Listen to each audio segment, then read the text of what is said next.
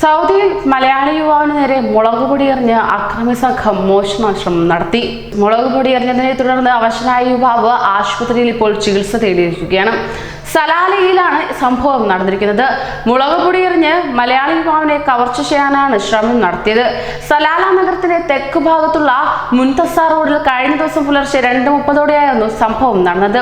English language സെന്ററിനടുത്തുള്ള food stuff കടയിൽ ജോലി ചെയ്യുന്ന പാലക്കാട് സ്വദേശി ഹമീദിന് നേരെ സിറ്റി ലൈറ്റ് റെസ്റ്റോറന്റിന് സമീപമാണ് ആക്രമണമുണ്ടായതെന്നാണ് ലഭ്യമാകുന്ന വിവരം തന്നെ.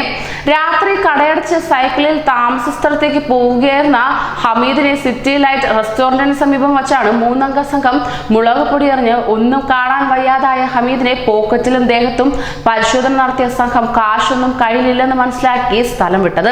തുടർന്ന് കുതറിയോടിയ ഹമീദ് അടുത്തു തന്നെയുള്ള താമസ സ്ഥലത്ത് പ്രയാസപ്പെട്ടെത്തി ഒച്ചവച്ച് ആളുകളെ കൂട്ടിയപ്പോഴേക്ക് 3 അംഗ സംഘം സമീപത്തെ തെങ്ങിൻ തോപ്പിലേക്ക് ഓടിമറയുകയാണ് ചെയ്തത്.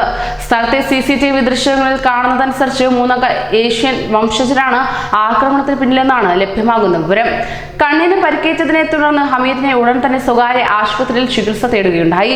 സംഭവത്തിൽ പോലീസ് നൽകിയ പരാതിയെ തുടർന്ന് അന്വേഷണം ആരംഭിച്ചിട്ടുണ്ട്. ഇതിനാൽ തന്നെ പ്രവാസികൾ ഇവരും ജാഗ്രത പുലർത്തണമെന്നുള്ള സന്ദേശമാണ് മുന്നോട്ട് വയ്ക്കുന്നത്.